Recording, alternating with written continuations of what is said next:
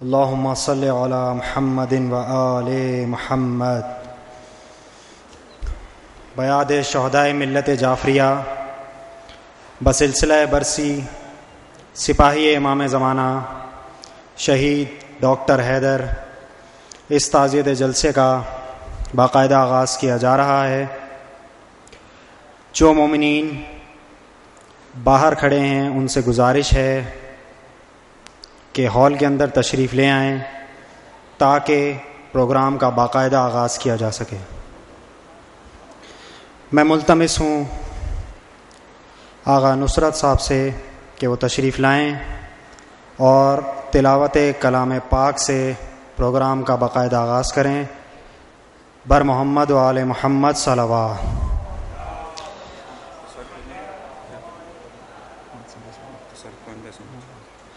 ایک اور بار ملتمس ہوں مومنین سے جو باہر کھڑے ہیں کہ وہ اندر تشریف لے آئیں تاکہ پروگرام کا باقاعدہ آغاز کیا جا سکے۔ بر محمد و آل محمد صلوات۔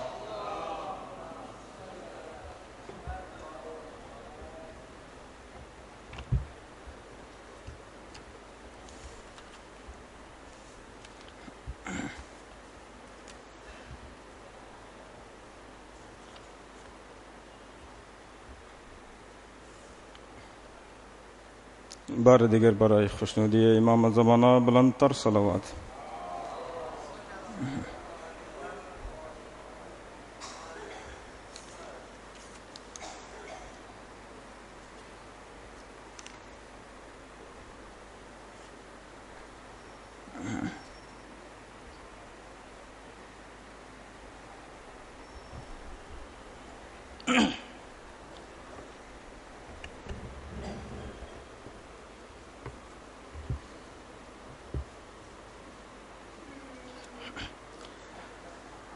اعوذ باللہ من الشیطان الرجیم،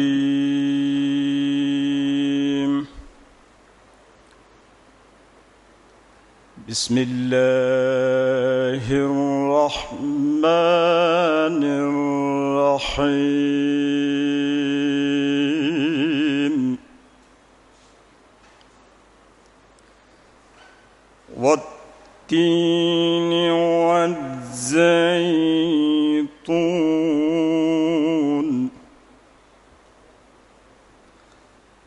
وطور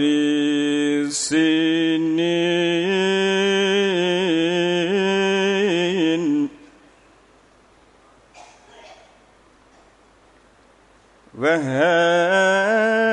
وهذا البلد الأمين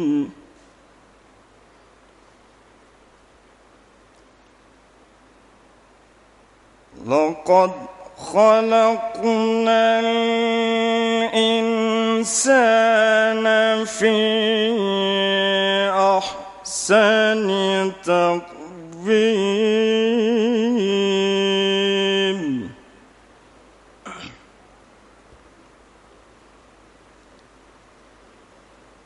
بسم الله الرحمن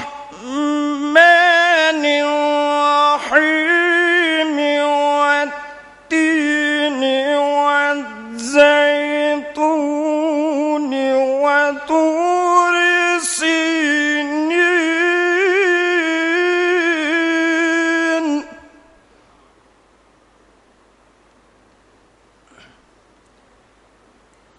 وهذا البلد الأمين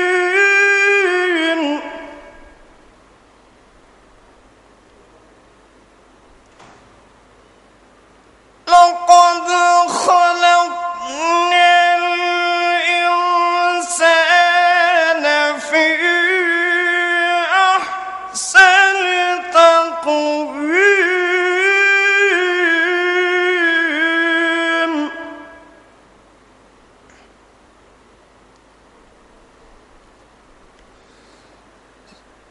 ثم رددناه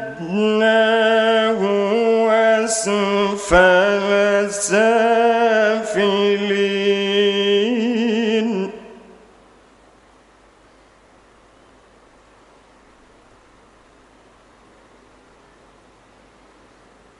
ثم رددناه أسفل سافلين إلا الذين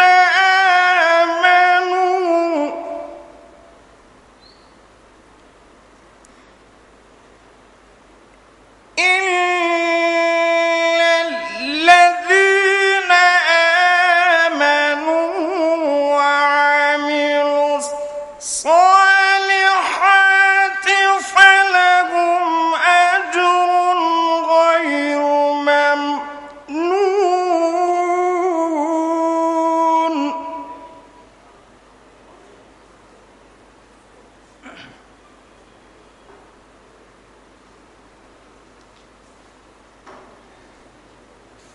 فما يكذبك بعد بالدين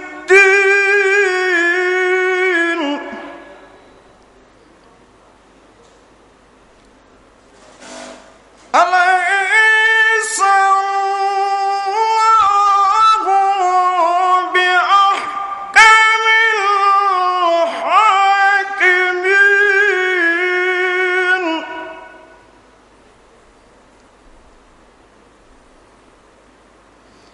بسم الله الرحمن الرحيم.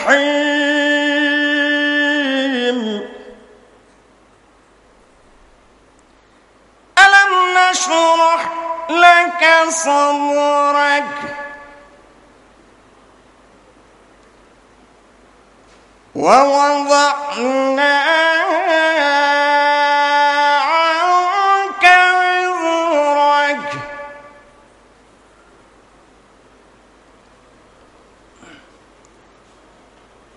بسم الله الرحمن الرحيم. ألم نشرح لك صدرك ووضعنا عنك وزرك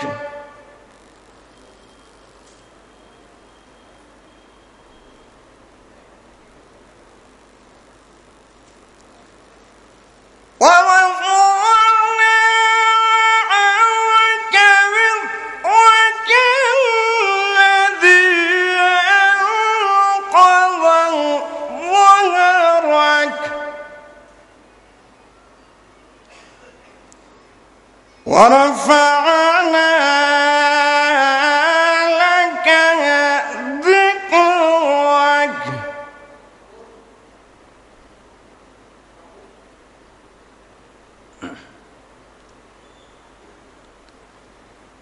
فإن مع العسر يسرا إن مع العسر يسرا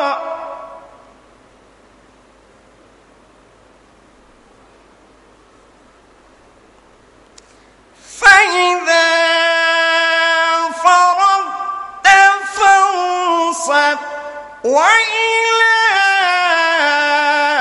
ربك فارغب. بسم الله الرحمن الرحيم.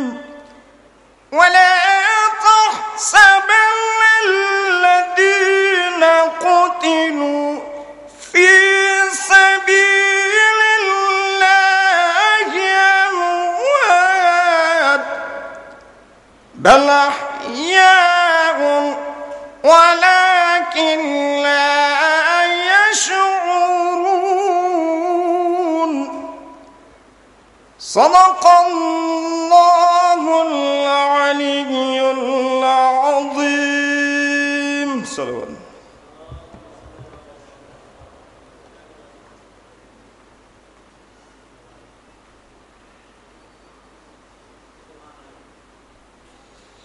جزاک اللہ. تعجیل ظہور امام زمانہ کے لیے بآواز بلند صلوات پڑھیں.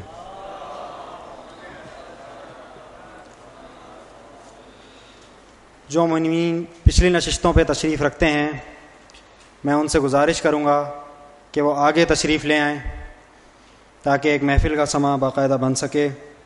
جو مومنین پیچھے تشریف رکھتے ہیں ان سے گزارش ہے کہ وہ آگے تشریف لے آئیں۔ بر محمد و آل محمد صلوات۔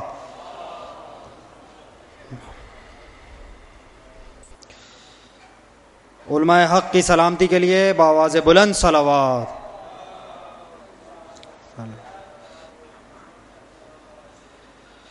نعرہ دیگر صلوات۔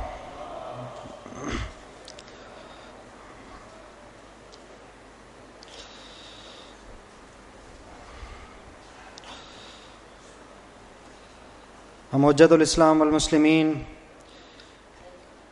مولانا شہنشاہ حسین نقوی صاحب، مولانا شہریار رضا عابدی صاحب اور مولانا جعفر سبحانی صاحب کے تہ دل سے ممنون و مشہور ہیں کہ وہ تشریف لائے، اور ہم ان کو تہ دل سے خوش آمدید کرتے ہیں۔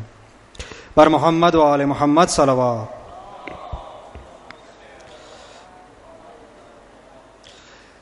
بیعت شہدائے ملت جعفریہ بسلسلہ 9ویں برسی شہید ڈاکٹر حیدر کی، اس سلسلے کا آج 9واں پروگرام ہے۔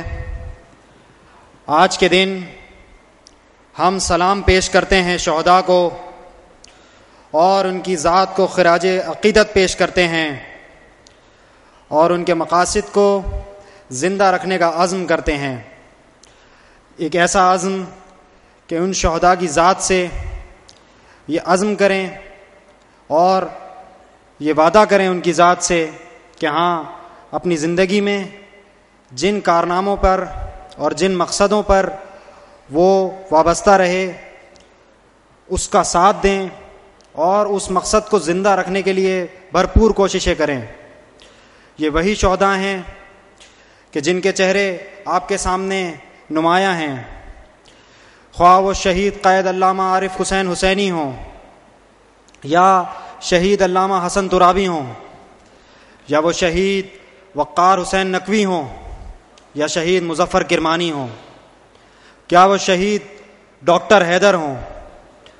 ان لوگوں کی ذات ہمارے سامنے ایک نمونہ ہے، اور یہ وہی شہداء ہیں کہ جنہوں نے تاریکیوں اور اندھیروں کے دور میں اپنے لہو کے چراغوں کو جلا کر امن اور امان کے اجالے کر دیے۔ ایسے شہداء کے بارے میں کسی شاعر نے کیا خوب کہا ہے، ہر چند اہل جور نے چاہا یہ بارہا، ہو جائے محو شہیدان کربلا، باقی رہے نہ نام زمیں پہ حسین کا، لیکن کسی کا زور عزیزوں نہ چل سکا، عباس نامور کے لہو سے دھلا ہوا، اب بھی حسینیت کا علم ہے کھلا ہوا۔ بر محمد و آل محمد صلوات۔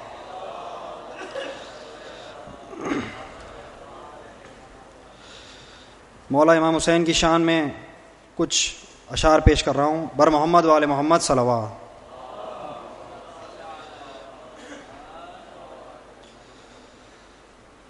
بندگی کی لاج جو رکھ لے وہ بندہ اور ہے، بندگی کی لاج جو رکھ لے وہ بندہ اور ہے، اور جو تہے خنجر کیا جائے وہ سجدہ اور ہے،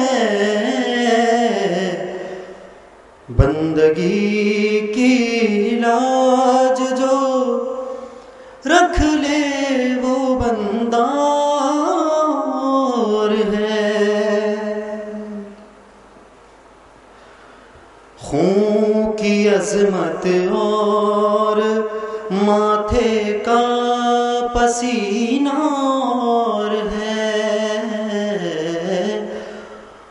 خون کی عظمت اور ماتھے کا پسینہ اور ہے،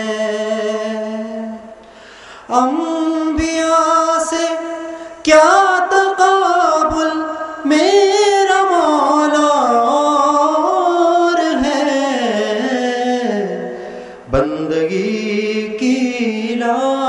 جو رکھ لے وہ بندہ اور ہے، غرق کر کے بدعتوں کو میرے آنسو ہر برس،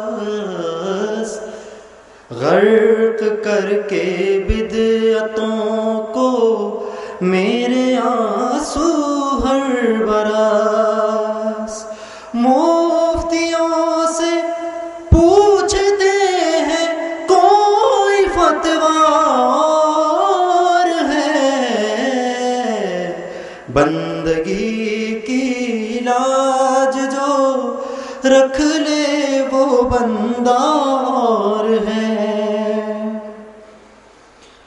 شیر نے یہ القما کے پہرےداروں سے کہا، شیر نے یہ القما کے پہرےداروں سے کہا، اس پہ قبضہ ہو چکا کیا کوئی دریا اور ہے، بندگی کی لاج جو رکھ لے وہ بندہ اور ہے، اپنی پلکیں بھی بچھاؤ فرش غم کے ساتھ ساتھ، اپنی پلکیں بھی بچھاؤ فرش غم کے ساتھ ساتھ، سب کا نا اور ہے زہرا کا نا اور ہے، بندگی کی لاج جو رکھ لے وہ بندہ اور ہے، اس لیے آ کر وہ عیسیٰ کو پڑھائیں گے نماز، اس لیے آ کر وہ عیسیٰ کو پڑھائیں گے نماز، شیر مریم اور ہے اور شیر زہرا اور ہے، بندگی کی لاج جو رکھ لے وہ بندہ اور ہے، شیر کہہ دیتے ہیں ہم بھی اے بلال کاظمی، مدح مولا میں مگر میسم کا لہجہ اور ہے، بندگی کی لاج جو رکھ لے وہ بندہ اور ہے، شہداء اسلام کے درجات کی بلندی کے لیے بآواز بلند صلوات پڑھیں۔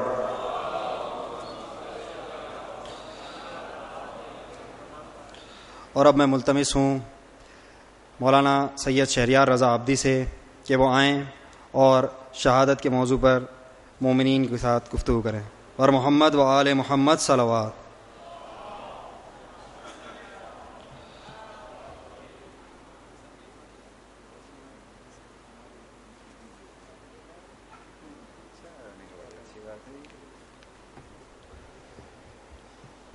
بسم اللہ الرحمن الرحیم، الحمد للہ الذی هو الاول والآخر والظاہر والباطن، والصلاة والسلام علی اشرف الانبیاء والمرسلین، سیدنا و مولانا و مقتدانا ابی القاسم محمد وعلى اہل بیتہ طیبین طاہرین المعصومین، سیما بقیت اللہ فی الاراضین مہدی المنتظر، أرواحنا وأرواح العالمين لتراب مقدمه الفداء ولعنة الله على أعدائهم ومنكر فضائلهم وغاصب حقوقهم إلى قيام يوم الدين. وقال الله تعالى وهو أصدق القائلين: ولا تحسبن الذين قتلوا في سبيل الله أمواتا بل أحياء عند ربهم يرزقون. وقال سبحانه وتعالى: ولا تقولوا لمن يقتل في سبيل الله أموات بل أحياء ولكن لا تشعرون. سب سے پہلے التماس سورہ فاتحہ کی تمام مومن و مومنات کے لیے، تمام علماء کرام، مراجع و زام اور تمام شہدائے ملت کے لیے، اور خصوصاً شہید ڈاکٹر حیدر کہ جن کی آج 9ویں برسی ہے. البتہ جب مومنین و مومنات اور شہداء کا تصور کریں تو حضرت آدم سے لے کے اب تک جتنے لوگ خداوند تبارک و تعالیٰ کی بندگی، انبیاء علیہم السلام کی اطاعت اور ائمہ علیہم السلام کی ولایت پہ مارے گئے، ان سب کو شامل فرمائیں. بسم اللہ الرحمن الرحیم. الحمدللہ رب العالمین الرحمن الرحیم مالک یوم الدین. ایاک نعبد و ایاک نستعین. اهدنا الصراط المستقیم صراط الذین انعمت علیہم غیر المغضوب علیہم ولا الضالین. سب سے پہلے تو شکر گزار ہوں مولانا شہنشاہ کا کہ انہوں نے جو ہے وہ اپنا وقت ہمیں دے دیا، کیونکہ انہیں بھی ایک جگہ جانا تھا اور ہمیں بھی جانا ہے. اور وجہ یہ تھی کہ یہ پروگرام پہلے تھا، بعد میں اس کا ٹائم جو ہے وہ یعنی وقت جو ہے وہ دن بدلا ہے. ہم کہیں اور بھی وعدہ دے چکے تھے، تو اس وجہ سے گفتگو بھی مختصر ہوگی. اس میں سب کا فائدہ ہے کہ گفتگو مختصر ہو. تو پہلے مرحلے میں جن 2 آیات کی تلاوت کا شرف حاصل کیا، اس میں 2 چیزیں مشترک ہیں. پہلے مرحلے میں توجہ دلائی وَلَا تَحْسَبَنَّ الَّذِينَ، کہ کبھی یہ گمان بھی نہ کرنا، وَلَا تَحْسَبَنَّ الَّذِينَ قُتِلُوا فِي سَبِيلِ اللَّهِ أَمْوَاتًا، کہ جو اللہ سبحانہ و تعالیٰ کی راہ میں مارے گئے وہ مر گئے یعنی فنا ہو گئے. یا یہ کہ کم ترین گمان یہ کہ عام انسانوں کی طرح ان پر موت طاری ہو گئی. بل احیاء عند ربهم یرزقون.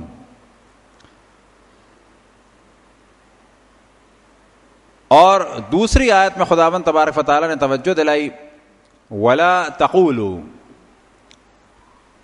یہاں پر قول سے مراد قول زبانی بھی ہے اور یہ بھی کہا جا سکتا ہے کہ وہی تصور، کیونکہ بعض دفعہ قول اور ظن دونوں تصور کے معنی میں آتے ہیں. پس نہ کبھی انسان تصور کرے، نہ کبھی اپنی زبان سے اس جملے کو صادر کرے کہ جو لوگ اللہ سبحانہ و تعالیٰ کی راہ میں قتل کیے گئے وہ عام انسانوں کی طرح مر گئے، یا یہ کہ بالکل ہی فنا ہو گئے. بل احیاء، دونوں جگہ پر بل احیاء ہے. پہلے والے چیز کی جانب توجہ دلائی کہ یہ نہ کہنا بل احیاء وہاں بھی، یعنی پہلی آیت میں، اور بل احیاء یہاں بھی. پہلی آیت میں عند ربہم یرزقون اور دوسری آیت میں ولکن لا تشعرون. اب اگر ان دونوں کو سامنے رکھا جائے تو پتہ چل جائے گا جو رزق اللہ سبحانہ و تعالیٰ کے یہاں مل رہا ہے اس کے بارے میں دوسری آیت میں اللہ سبحانہ و تعالیٰ نے گو کہ ترتیب کے اعتبار سے دوسری آیت جو ہم نے بعد میں پڑھی وہ سورہ بقرہ کی ہے. تو یہ بات واضح ہو گئی کہ جو رزق مل رہا ہے اس کا بھی ہم شعور نہیں رکھ سکتے. حیات کیسی ہے کوئی اس کا ہمیں شعور نہیں، وہ رزق کیسا ہے کوئی ہمیں اس کا شعور نہیں، وہ درجات کیسے ہیں کوئی اس کا ہمیں شعور نہیں ہے. آج سے ظاہراً 2 سال پہلے بھی اسی جانب ہم نے توجہ دلائی تھی اور ایک مثال دی تھی. بہت ساری چیزیں ایسی ہیں کہ جن کا نام ہم اپنی زبان پہ لاتے ہیں، جن کا ذکر ہم کرتے ہیں، حتیٰ بعض چیزوں کے بارے میں ہمارا یقین اور عقیدہ ہونا چاہیے لیکن ہم اس کو اس دنیا میں صحیح معنی میں تصور نہیں کر سکتے. مثال کے طور پہ حتیٰ جنت و جہنم اور اس کا عذاب، جہنم کا اور جنت کی نعمتیں یا حور، ہم اس کو تصور نہیں کر سکتے. فقط اتنا ضروری ہے کہ عقیدہ رکھیں کہ ہاں جنت میں نعمتیں ہیں، حوریں ہیں، لیکن اگر ایسی حور تصور کریں کہ سونے یا چاندی کی، یاقوت کی، تو وہ قطعاً ایسی نہیں ہیں. یہ مثالیں دی گئی ہیں. وہ وہاں پر کیا ہوگی ان کی کیفیت یہ وہاں جا کے پتہ چلے گا. پھل ہیں وہاں پر مثالیں اس کی دنیا کے پھلوں جیسی ہے، لیکن وہ پھل کیسے ہوں گے یہ وہاں جا کے پتہ چلے گا. کم ترین جو خصوصیت بیان ہو سکتی ہے کہ ان پھلوں کی لذت سے انسان کبھی بھی عاجز نہیں آئے گا، پریشان نہیں ہوگا، کبھی اس کا دل سیر نہیں ہوگا کہ میں کھا کھا کے تھک گیا. لیکن ہے وہ پھل. اور یہ بھی ذہن میں رہے کہ کوئی اگر تعویل کرے اور کہے کہ پتہ نہیں وہ کیا چیز ہوگی، کوئی روحانی غذا ہوگی، نہیں ہے، بالآخر وہ ایسی چیز کہ جس کا تعلق خود ہمارے جسم سے ہوگا. کیونکہ ہمارا یعنی مذہب حقہ شیعہ اثنا عشریہ کا عقیدہ ہے کہ جنت اور جہنم میں جو بھی لوگ جائیں گے اسی اپنے جسم کے ساتھ جائیں گے، کیونکہ ہم قائل ہیں معاد جسمانی کے، یہی ہمارا جسم ہوگا. اب یہ اور بات ہے کہ جس طرح بچہ اسی جسم کے ساتھ ہوتا ہے، بڑھاپا بھی اسی جسم پہ طاری ہوتا ہے، بالکل ایسے جسم ہمارا یہ ہوگا، لیکن کم ترین صورت جنت میں جو ہماری ہوگی وہ حضرت یوسف جیسی ہوگی. لیکن اس کے باوجود ایک دوسرے کو سب پہچانیں گے. وہ چینج کیسا چینج ہوگا؟ وہ ایک ایسا چینج ہوگا کم ترین صورت حضرت یوسف کی، لیکن شکلیں یہی ہماری ہوں گی. لیکن اسی کے ساتھ ایک چینج بھی ہوگا، یہی ہمارا جسم ہوگا. صلوات پڑھیں بر محمد والے محمد. اب کیونکہ وقت بھی کم ہے اور یہ زیادہ صفحے اس وجہ سے نہیں ہے کہ اس میں لکھا ہوا زیادہ ہے، کیونکہ ہمارا چشمہ کچھ دن پہلے ٹوٹ گیا، ٹائم مل نہیں رہا تھا، تو اس کو بڑا بڑا کمپوز کرا لیا تاکہ بغیر چشمے یہ کام چل جائے. اور گھر پہ تو اتفاق سے بغیر چشمے کے میگنیفائر گلاس سے کام چلا رہے ہیں فی الحال. تو یہاں کے لیے ہم نے کہا اگر وہ لے کے چلیں گے تو بڑا مشکل ہو جائے گا، اس کو فوکس کرتے کرتے کافی ٹائم لگ جائے گا. تو یہ صفحے زیادہ ہیں بظاہر، لیکن اسے مواد جو ہے وہ بہت کم ہے. رسول اللہ صلی اللہ علیہ وسلم نے شہید کے مقام کے لیے ارشاد فرمایا، فوق کل برن برن، ہر نیکی اور اچھائی سے بڑھ کر ایک اچھائی ہے. حتی یقتل الرجل فی سبیل اللہ فاذا قتل فی سبیل اللہ فلیس فوقہ برن، یہاں تک کہ ایک شخص کو اللہ سبحانہ و تعالیٰ کی راہ میں قتل کر دیا جائے تو اس سے بڑھ کر اب کوئی نیکی نہیں ہے، اس سے بڑھ کر کوئی مقام نہیں ہے. اب یہ اور بات ہے کہ ان شہداء کے درمیان بھی درجات ہیں، کہ اس میں کوئی شک ہی نہیں ہے کہ سب سے بڑا درجہ، کیونکہ سب سے زیادہ سخت شہادت امام حسین علیہ السلام کی تھی، لہذا خود رسول اللہ اور مولا علی اور ائمہ کے ذریعے سے جو لقب امام حسین علیہ السلام کو دیا گیا وہ ہے سید الشہداء. شہادت کے اعتبار سے وہ سید الشہداء ہیں، لیکن مقام کے اعتبار سے وہ رسول اللہ سے زیادہ نہیں ہیں، لیکن شہداء کے درمیان ان کا مقام سب سے زیادہ بلند ہے. شہادت کا سلسلہ کوئی نیا سلسلہ نہیں، قدیم سلسلہ ہے. ہر دور میں حق و باطل کی جنگ ہوئی اور ہر دور میں افراد مارے گئے. کچھ وہ لوگ تھے کہ جو دنیا کی محبت میں شیطان کی راہ میں مارے گئے، اور کچھ وہ لوگ ہیں کہ جو اللہ سبحانہ و تعالیٰ کی راہ میں اللہ کی محبت میں قتل کیے گئے. شہید کے لیے اتنا کافی ہے کہ جس طرح سے بہت سارے مفاہیم کو ہم نہیں سمجھ سکتے، بالکل ایسے ہی شہید کے مقام کو نہیں سمجھ سکتے. صرف اتنا کہہ دیا جائے وَلَٰكِن لَا تَشْعُرُونَ، یعنی کوئی اگر یہ سمجھنا چاہے کسی بھی ایک نشست میں یا کسی بھی کتاب کے ذریعے سے کہ میں شہید کے مقام کو سمجھ لوں، تو یہ اس کی عین نادانی ہے، کیونکہ قرآن مجید نے اس کے فضائل کے لیے فقط اتنا بیان کر دیا کہ وَلَٰكِن لَا تَشْعُرُونَ، تم اس کا شعور نہیں رکھتے. بس اس دنیا میں رہتے ہوئے شہید کے مقام کو ہم نہیں سمجھ سکتے. اسی طرح روایت کے جو مولا علی امیر المؤمنین علیہ السلام سے اور رسول اللہ صلی اللہ علیہ وسلم سے نقل ہوئی، اشرف الموت الشہادہ، سب سے بہترین موت شہادت کی موت ہے. لیکن یہ ذہن میں رہے کہ شہید بھی بالآخر موت ہے، موت کا انکار نہیں کیا جا سکتا. کل نفس ذائقۃ الموت، یہ جو کہا گیا اس آیت میں وَلَا تَقُولُوا لِمَن يُقْتَلُ فِي سَبِيلِ اللَّهِ أَمْوَاتًا، تو یہاں پر قطعاً یہ مراد نہیں ہے کہ یہ تصور کیا جائے کہ شہید کو وہ والی موت کہ جس کا قرآن مجید میں وعدہ ہے وہ نہیں آتی، بلکہ مراد کیا ہے کہ عام انسانوں والی موت نہیں ہے، موت ہے لیکن اس کے بعد ایک ایسی زندگی ہے کہ جو عام انسان کو نہیں ملتی لیکن شہید کو ملے گی. امام زین العابدین علیہ السلام سے ایک روایت نقل ہوئی. کوشش ہماری یہی تھی کہ زیادہ روایتوں کو پڑھا جائے، اور وجہ کیا ہے کہ انہی روایات کو تدریجاً نوجوان کسی جب اس سیری وغیرہ کو دیکھیں تو کوشش کریں کہ انہی کو ایس ایم ایس کریں یہ جو ہمارے ایس ایم ایس کا سلسلہ ہو گیا, ادھر ادھر کی عجیب و غریب چیزیں کہ جس کا نہ سر نہ پیر, اور پتہ چلا کہ کہیں سے کال لے لیا, نسبت دے دی مولا علی کی جانب, تو یہ ایک مناسب کام نہیں ہے.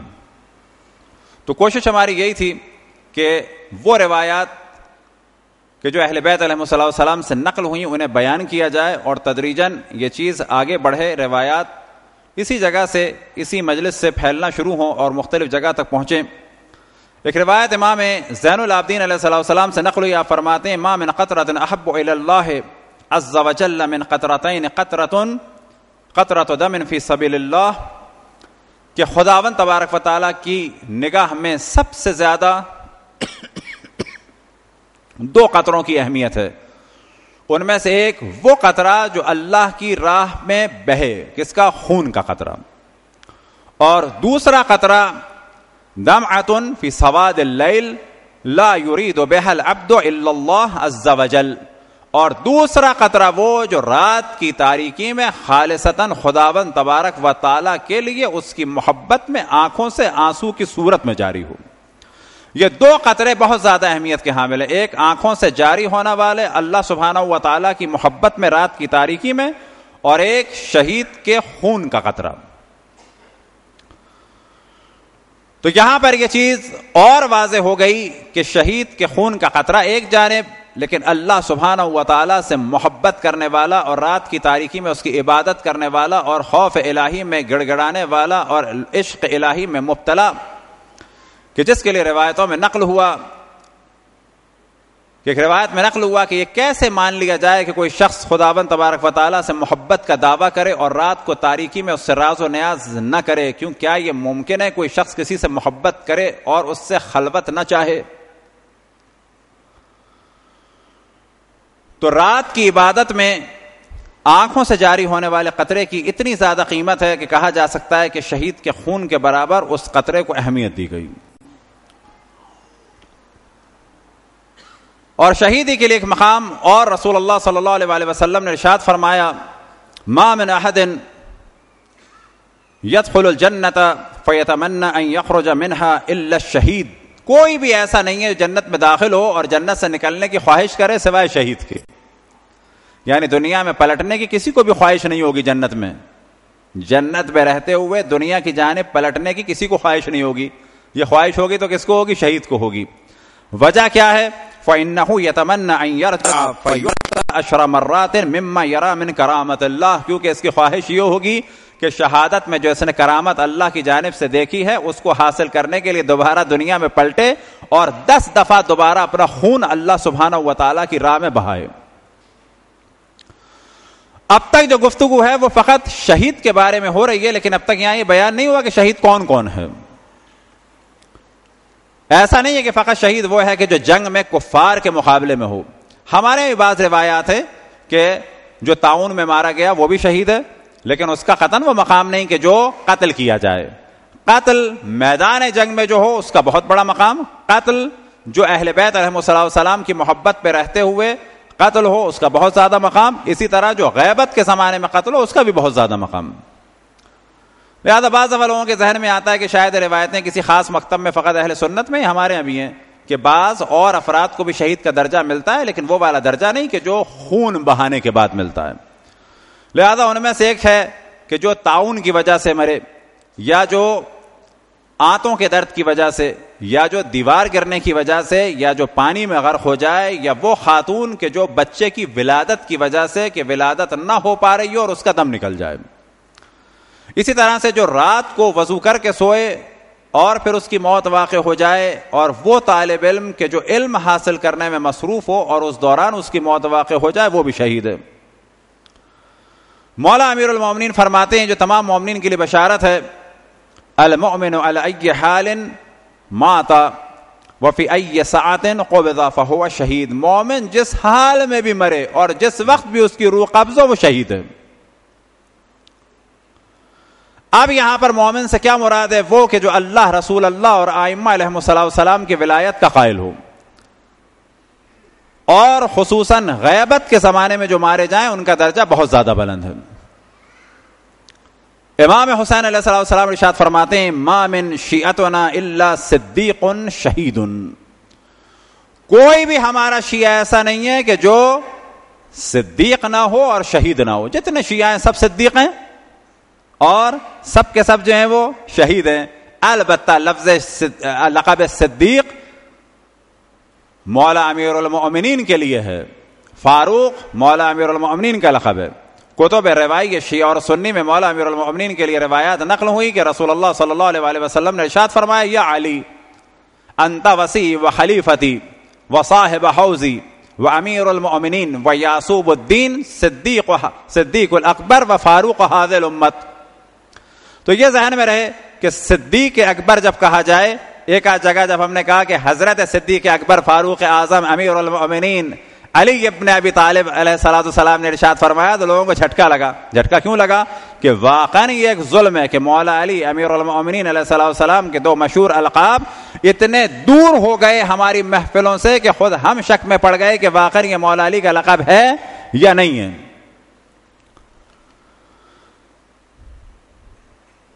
جب امام حسین علیہ السلام نے فرمایا ما من شیعتنا الا صدیق شہید, تو جناب زید بن ارقم نے کہا ان یکون ذلک وهم یموتون علی فراشہم, یہ کیسے ممکن ہے کہ بعض آپ کے شیعہ جو ہیں وہ بستروں پہ مر جائیں.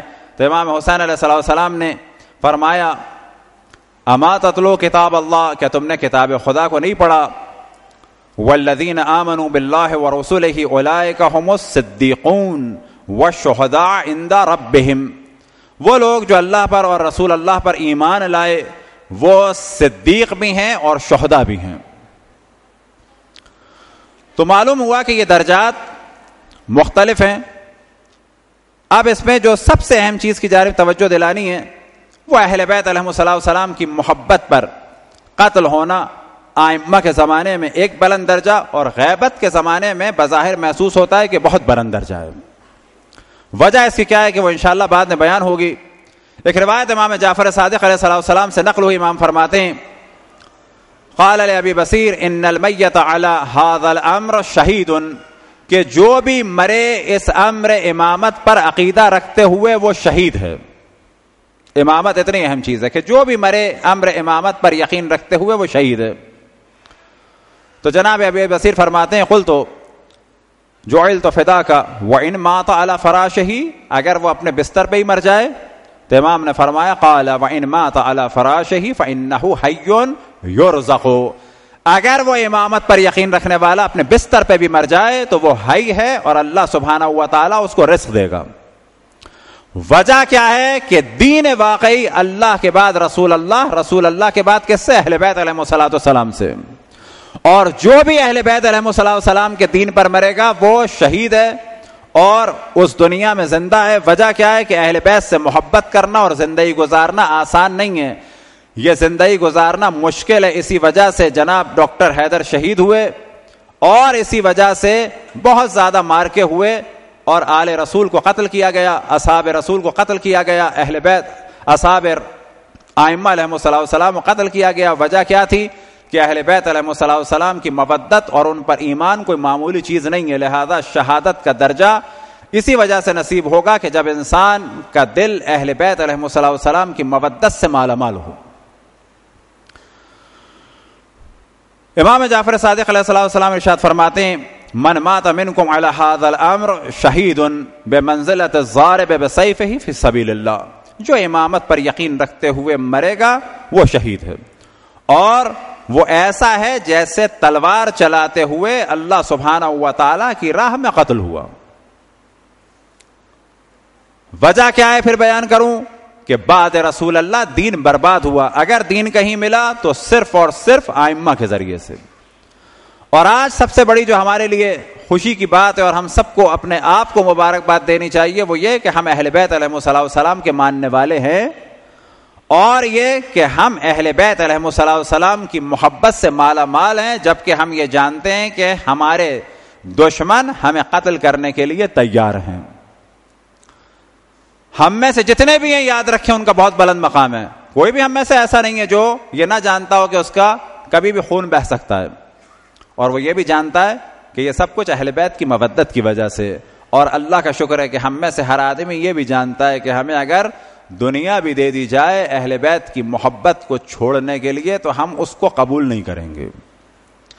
اب ہم یہاں پر تکبر نہ کریں لیکن اپنی اس کیفیت پہ جتنا زیادہ ہو سکے شکر کریں, کیونکہ ہم بالآخر کوئی عام انسان نہیں ہیں. ہم جتنے بھی آئے, جتنے مومنین ہیں, یاد رکھیں ہماری قدر و قیمت ہے اور وہ حب اہل بیت کی وجہ سے. غیبت کے زمانے میں جو سب سے اہم مقام بیان ہوا کہ امام زین العابدین علیہ الصلوۃ والسلام سے ارشاد ہوا من مات علی موالاتنا.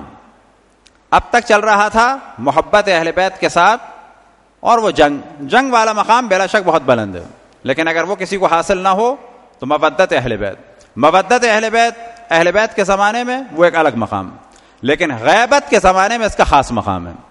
لہذا امام زین العابدین علیہ الصلوۃ والسلام سے ایک روایت نقل, امام فرماتے من مات علی موالاتنا فی غیبت قائمنا اعطاہ اللہ اجر الف شہید مثل شہداء بدر و احد, کہ جو بھی ہمارے قائم کی غیبت کے زمانے میں مرا,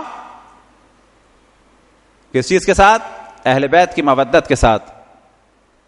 یہاں پہ قتل کی بات نہیں ہو رہی ہے, جو بھی مرا غیبت کے زمانے میں وہ ایسا ہے کہ اللہ سبحانہ و تعالیٰ اسے 1000 شہداء احد اور بدر کا ثواب دے گا. وجہ کیا ہے کہ آخر زمانے کے لیے روایتوں میں نقل ہوا کہ یہ وہ زمانہ ہوگا جب آگ ہاتھ میں رکھنا آسان ہوگی, دین پہ عمل کرنا مشکل ہوگا. بس جو بھی اہل بیت سے مودت کرے اور حرام سے بچے, واجبات پر عمل کرے, وہ جس عالم میں بھی مرے, امام فرماتے ہیں کہ وہ شہید ہے. آخر میں ایک مشہور روایت کہ اس کو پورا تو نہیں پڑھنا ہے, لیکن خواہش یہ ہے کہ وہ حدیث تدریجاً پھیلے, اور وہ ہے حدیث لوح. 2 احادیث جناب جابر ابن عبداللہ انصاری کی مشہور ہیں, جو ہمارے یہاں ایک زیادہ مشہور ہے حدیث کساب, کہ خداوند تبارک و تعالیٰ کا شکر ہے کہ انڈیا پاکستان میں تقریباً ہر مومن اس سے آشنا ہے. اور دوسری حدیث کہ جس سے ہم آشنا نہیں ہیں, اور ہمیں خواہش بھی تھی کہ انشاءاللہ سے کبھی ترجمہ کر کے چھاپا جائے, وہ ہے حدیث لوح, کہ اللہ سبحانہ و تعالیٰ کی جانب سے جنت سے ایک لوح نازل ہوئی کہ جس میں ائمہ علیہ السلام کا ذکر تھا, اور جب اس لوح میں ذکر آیا ہے امام زمان علیہ السلام کا, تو اس میں اللہ سبحانہ و تعالیٰ کا ارشاد ہے ثم اکمل ذلک بابنہ, یعنی امام حسن عسکری علیہ السلام کے بعد فرماتے ہیں کہ اس امامت کے سلسلے کو مکمل کروں گا ان کے فرزند کے ذریعے سے. یہ فرزند کون ہوگا؟ رحمتا للعالمین. علیہ کمال موسیٰ و بہاء عیسیٰ و صبر ایوب ستظل اولیائی فی زمانہ, میرے چاہنے والے میرے اولیاء اس کے زمانے میں ذلیل کیے جائیں گے. بس یہاں پر توجہ رہے کہ زمانہ خطرناک ہے, اس میں ہمارے لیے مشکلات ہیں. ہمارے عام طور پہ انہی مشکلات کو دیکھتے ہوئے ہمارے مرکز کو بھی توڑا گیا, عام طور پہ باتیں کی گئیں کیا ہوگا کیا نہیں ہوگا. اب بعض تنظیمیں بنی ہیں, اب ان سے خود سوال کیا جائے کیا یہ قتل عام رکوا دیا؟ نہ, یہ نہیں رک سکتا. جس نے بھی یہ دعویٰ کیا قتل عام رکوایا جائے, اس نے عبث دعویٰ کیا. تو اس روایت میں اگلے مرحلے میں بیان ہوا ستظل اولیائی فی زمانہ, اس قائم کی غیبت کے زمانے میں میرے اولیاء کو ذلیل کیا جائے گا. وَتُتَحَادَ رُؤُوسُهُمْ كَمَا تُتَحَادَ رُؤُوسُ التُّرْكِ وَدَيْلَمْ, ان کے سروں کو تحفے کے طور پہ بھیجا جائے گا جس طرح سے ترک اور دیلم کے سروں کے قیدیوں کے سروں کو جدا کر کے تحفے کے طور پہ بھیجا جاتا تھا. یہ آخر زمانے میں ہوگا. اب آیا سب کے ساتھ ہوگا؟ سب کے ساتھ تو نہیں ہوگا. سب کے ساتھ ہوتا تو میرے امام زمان کی فوج کہاں سے آئے گی؟ لیکن ہوگا یہ مومنین کے ساتھ کہ سروں کو جدا کر کے تحفے کے طور پہ بھیجا جائے گا. یہ حدیث لوح میں. فَيُقْتَلُونَ وَيُحْرَقُونَ, انہیں قتل کیا جائے گا اور کیا کیا جائے گا؟ جلا دیا جائے گا. بس مومنین کو جلایا بھی جائے گا. اس کی ایک مثال دی جا سکتی ہے دھماکوں کے ذریعے. وَيَكُونُونَ خَائِفِينَ مَرْعُوبِينَ وَجَلِينَ, یہ خوف کے عالم میں ہوں گے, ڈرے ہوئے ہوں گے. تُصْبَغُ الْأَرْضُ مِنْ دَمَائِهِمْ, زمین ان کے خون سے رنگین کی جائے گی. یفشو الویل والرنین من نسائهم, ان کی خواتین کے گریوں کی اور رونے کی آوازیں بلند ہوں گی. اولئک اولیاء حقا, یہ میرے اولیاء ہیں حقا. بہم اطفاء کل فتنۃ, ان کے ذریعے سے میں زمین کے فتنوں کو دور کروں گا. بہم اکشف الزلزال، ان کے ذریعے سے، ان آخر زمان کے مومنین جو پریشان ہیں، ان کے ذریعے سے، ان کی برکتوں کے ذریعے سے زلزلوں کو دور کروں گا. اولئک علیہم صلوات من ربہم، یہ آخر زمان کے مومنین کیا ان کے لیے بیان ہوا؟ اولئک علیہم صلوات من ربہم، اللہ کی جانب سے ان پہ صلوات ہوگی، ورحمت، اور رحمت ہوگی، واولئک هم المہتدون. یہ وہی آیت کا حصہ ہے کہ جو خصوصاً موت کے وقت پڑھی جاتی ہے، لیکن بعض تفاسیر میں بیان ہوا کہ اس کا ایک مصداق امام زمان علیہ السلام کی غیبت کا زمانہ ہے. وَلَا نَبْلُوَنَّكُمْ بِشَيْءٍ مِّنَ الْخَوْفِ وَالْجُوعِ وَنَقْصٍ مِّنَ الْأَمْوَالِ وَالْأَنفُسِ وَالثَّمَرَاتِ وَبَشِّرِ الصَّابِرِينَ الَّذِينَ إِذَا أَصَابَتْهُمْ مُصِيبَةٌ قَالُوا إِنَّا لِلَّهِ وَإِنَّا إِلَيْهِ رَاجِعُونَ أُولَٰئِكَ عَلَيْهِمْ صَلَوَاتٌ مِّن رَّبِّهِمْ وَرَحْمَةٌ وَأُولَٰئِكَ هُمُ الْمُهْتَدُونَ. کہ بعض جگہ بیان ہوا کہ اس آیت کا ایک مصداق امام زمان علیہ السلام کی غیبت کا زمانہ ہے کہ جو ایک سخت زمانہ ہے. خداوند تبارک و تعالیٰ سے دعا ہے کہ بحق محمد وآل محمد اس آخر زمانے کی مشکلات اور ان تمام کیفیات کی جانب ہمیں توجہ دینے اور تیار رہنے، اور اس جانب توجہ رہے کہ اہل بیت علیہ السلام کی جو مودت ہے کہیں ہمارے ہاتھ سے چلی نہ جائے. جتنا اس کے لیے شکر کیا جائے کم ہے. خداوند تبارک و تعالیٰ بحق محمد وآل محمد تمام شہدائے ملت خصوصاً شہید حیدر کے درجات کو بلند سے بلند فرمائے. وصلی اللہ علی محمد وآلہ الطاہرین.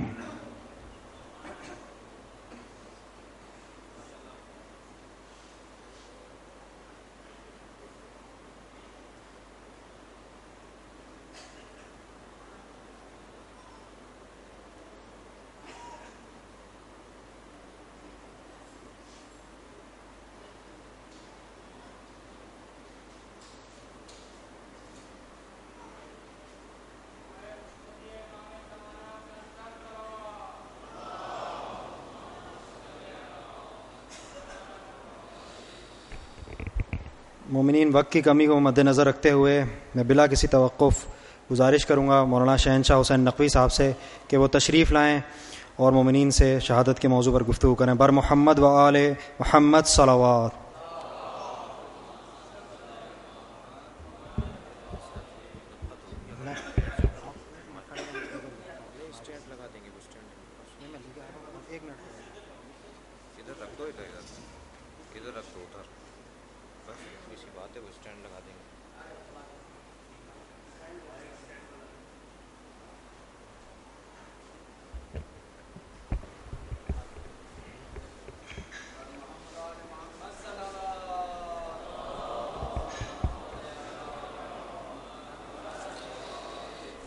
ایک اعلان ہے مومنین، باہر ہال کے جعفریہ اسٹوڈنٹس آرگنائزیشن کی جانب سے سیلاب زدگان کی امداد کے لیے کیمپ لگایا گیا ہے.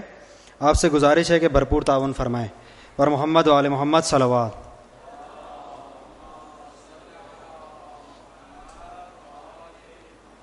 تاجیل ظہور امام زمانہ کے لیے بآواز بلند صلوات.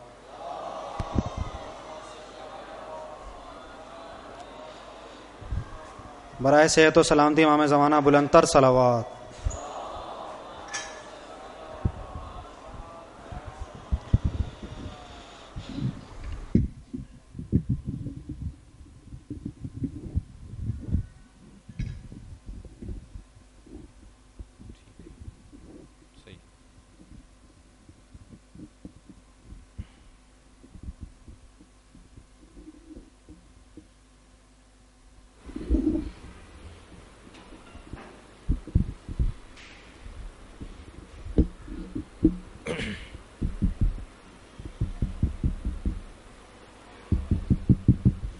اعوذ باللہ من الشیطان الرجیم.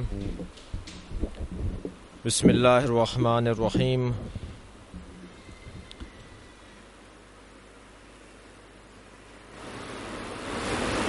فاتحہ.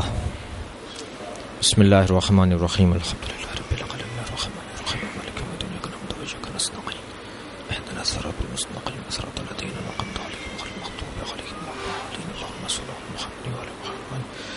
اعوذ باللہ من الشیطان الرجیم. بسم اللہ الرحمن الرحیم. الحمد للہ رب العالمین وصلی اللہ علی سیدنا مولانا بالقاسم محمد اللہم صلی علی محمد وعلی محمد وآلہ الطیبین الطاہرین المعصومین ولعنۃ اللہ علی اعدائہم اجمعین من یوم عداوتہم الی قیام یوم الدین.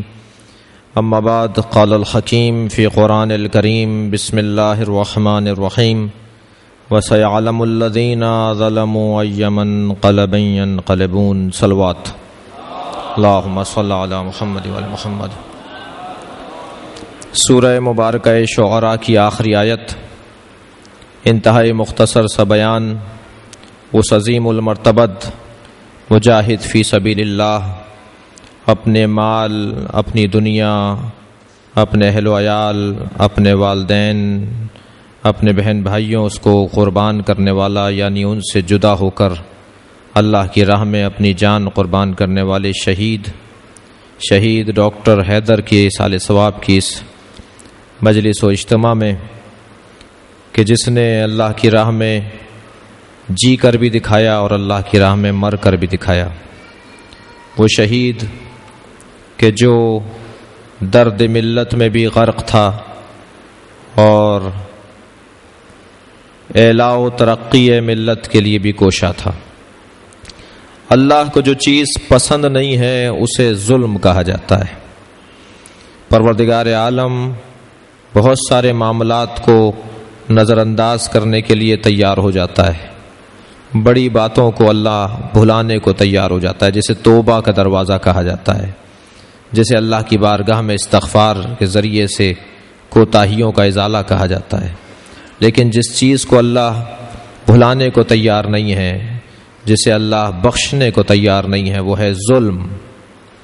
معاشرے تباہ ہو جاتے ہیں ظلم سے، جینے کا موقع ختم ہو جاتا ہے جس معاشرے میں ظلم ہو رہا ہو. اور ہر چیز کا ایک اثر وضعی ہے، ظلم کا بھی ایک اثر وضعی ہے. اثر وضعی اور اثر شرعی مدرسے کی زبان میں احکامات، اقدامات، معاملات کے دو اثرات ہیں.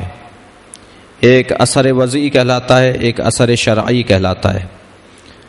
ہمارے ہر کام کے اندر کوئی نہ کوئی کام، ہر کام ہمارا یا وہ مکروہ ہے یا مباح ہے یا واجب ہے یا حرام ہے یا مستحب ہے، اور اس کا نتیجہ ہے ہر ایک ان احکامات میں سے شریعت کے آثار اور ایک مرتبہ وضعیت کے آثار. وضع، اگر کوئی شخص پانی کا گلاس سمجھ کر شراب کا گلاس پی لے تو اس پر ایک وضعیت طاری ہوتی ہے جسے نشہ کہا جاتا ہے. اسے کہتے ہیں اثر وضعی. اب اسے اللہ اثر شرعی کے طور پر گناہ تو نہیں دے گا، کیونکہ اس نے سمجھا نہیں تھا کہ یہ شراب ہے، یہ پانی ہے. میری مثال میں ممکن ہے ایسا بہت مشکل ہو کہ کوئی شراب پوری پی جائے اور اسے معلوم ہی نہ ہو کہ یہ پانی ہے یا کیا ہے. ایک مثال عرض کر رہا ہوں کہ اگر کسی شخص کو پانی سمجھ کر اس نے شراب کو پی لیا تو اس کے لیے کوئی گناہ تو نہیں لکھا جائے گا، مگر نشہ تو اس پہ چڑھے گا. اللہ کا گھر بھی اگر نشیب میں ہوگا تو اور بارش برس جائے گی تو وہ بھی ڈوبے گا. اسے اثر وضعی کہا جاتا ہے. یعنی یہ نہیں ہوگا کہ میرا گھر نشیب میں ہے تو ڈوبے اور اللہ کا گھر نشیب میں ہے تو نہ ڈوبے کیونکہ اللہ کا گھر ہے. نہیں، اگر نشیب میں ہے تو وہ اللہ کا گھر ہو، نبی کا گھر ہو یا عام انسان کا گھر ہو، وہ ڈوبے گا. اسے اثر وضعی کہا جاتا ہے. ظلم کا ایک اثر وضعی ہے. یہ جو ہم شہیدوں کی یاد میں یہاں جمع ہیں، یہ جتنی تصویریں یہاں لگی ہوئی ہیں، یہ پاکستان کی سطح کی ہمارے یہاں کے شہید تھے جنہوں نے پاکستان کی سطح پہ خدمت انجام دی ہے. ڈاکٹر محمد علی شہید، ڈاکٹر حیدر شہید، آخونزادہ شہید، وکیل وقار نقوی شہید، اور اسی طرح کرمانی شہید، کرمانی شہید، شہید مظفر کرمانی، شہید علامہ حسن ترابی، اور ان سب کے سربراہ شہید علامہ عارف حسین الحسینی. یہ اتنے بڑے بڑے آدمی ماری دیے گئے اور اس کا کوئی اثر وضعی نہیں ہے، اس کا کوئی نتیجہ نہیں ہے. میں اور آپ تو بدلہ نہیں لے پائے، لینے کی سکت و توانائی نہیں رکھتے. ہمیں روکا بھی جاتا ہے، روکا بھی گیا، اور صحیح روکا جاتا ہے، صحیح روکا گیا. اس سے بحث نہیں ہے. بحث یہ ہے کہ کیا اثر وضعی بھی نہیں ہے ان چیزوں کا. زمین پر ناحق خون گر جائے اور زمین پر کوئی اثر نہ ہو. آسمان کے نیچے بیویوں کی, عورتوں کی رونے کی آوازیں بلند ہوں. اللہ ایک جانب کہہ رہا ہے کہ اگر یتیم آہ بلند کرتا ہے تو عرش الہی کانپ جاتا ہے. کیا ہو گیا پاکستان کو؟ اتنی بڑی بڑی شہادتیں, اتنے بڑے بڑے نقصانات, ان کا کوئی اثر وضعی نہیں ہے, کوئی نتیجہ نہیں نکلے گا. میں ہی بدلہ لوں گا تو نتیجہ ہے. اللہ کا نظام کہاں گیا؟ کائنات کا نظام کہاں چلا گیا؟ میں آپ کو ایک شکل دکھانا چاہتا ہوں. جس معاشرے کے اندر ظلم عام ہو جائے اس معاشرے میں سیلاب جیسے عذاب سامنے آ جاتے ہیں. اس معاشرے میں سیلاب جیسے امتحان سامنے آ جاتے ہیں. اب تم جو بڑے بڑے ظلموں پر خاموش بیٹھے رہے, اب ذرا امتحان دو اپنا تم. عزیزان گرامی, جہاں یہ آزمائش ہے بہت سارے لوگوں کے لیے, وہاں اس ظلم سے پر معاشرے کے اندر لوگوں کے لیے اثر وضعی بھی ہے. پروردگار عالم کی ہوا, اللہ کی جانب سے آثار, اللہ کی جانب سے نتیجوں کا انتظار کرنا چاہیے. سب لپیٹ میں آئیں گے, اس لیے کہ کوئی ظلم کر رہا ہے تو کوئی ظلم کو برداشت کر رہا ہے, تو کوئی ظلم کا ساتھ دے رہا ہے, تو کوئی ظلم پہ خاموش رہ رہا ہے. سب نتیجہ اٹھائیں گے اس کا, سب اثر وضعی کا شکار ہوں گے اس کا. اللہ کو ظلم پسند نہیں ہے, اور خاص طور پر وہ مظلوم, اللہ اکبر, کہ جس مظلوم کا لا وجد لہو ناصرا الا اللہ, جس کا کوئی ناصر نہ ہو سوائے اللہ کے, جس کا کوئی مددگار نہ ہو سوائے اللہ کے. خبردار, معصوم ارشاد فرماتے ہیں کہ حکومتیں کفر کی بنیاد پر چل سکتی ہیں مگر ظلم کی بنیاد پر حکومتیں باقی نہیں رہ سکتی. ہمارا ملک اگر یہ سیلاب نہ آتا تو بد امنی کے سیلاب نے پہلے ہی تباہ کر رکھا تھا, بد اعتمادی کے سیلاب نے پہلے ہی تباہ کر رکھا تھا, عدم اطمینان کے سیلاب نے پہلے ہی تباہ کر رکھا تھا. کتنے سیلاب اور آئیں گے اس ملک کے اندر؟ یہ سب اس وجہ سے ہو رہا ہے کہ مظلوم کا اس کو حق نہیں دیا جا رہا اور ظالم سے کوئی پوچھنے والا نہیں ہے. عزیزان گرامی, کل مرزا صاحب کے بیٹے کی سویم میں بھی میں نے عرض کیا تھا, جو وی کا نشان بنا کر کہتا ہے کہ میں باہر نکلوں گا پھر ماروں گا, کیا اس کے لیے بھی شواہد کی ضرورت ہے؟ جو اقبالی مجرم ہو, کیا اس کے لیے بھی گواہیوں کی ضرورت ہے؟ جو کہتا ہو کہ میں کر رہا ہوں, بولو اور کیا چاہتے ہو, اس کے لیے بھی ضرورت ہے کہ کوئی آ کے بتائے کہ ہم نے اسے مارتے ہوئے دیکھا ہے. وہ کہہ رہا ہے جی میں نے مارا ہے. یہ کیسا نظام عدالت ہے؟ یہ صیغہ کیا ہے آزادی عدلیہ کا صیغہ؟ اس کا کیا مفہوم ہے جو پاکستان کے اندر لوگ کہتے ہیں کہ عدلیہ آزاد ہے؟ مجھے نہیں سمجھ میں آتا, مجھے کوئی سمجھائے. میں طالب علم ہوں, مجھے کوئی سمجھائے کہ آزادی عدلیہ کا کیا مفہوم ہے پاکستان کے اندر. پاکستان کا وزیر مذہبی امور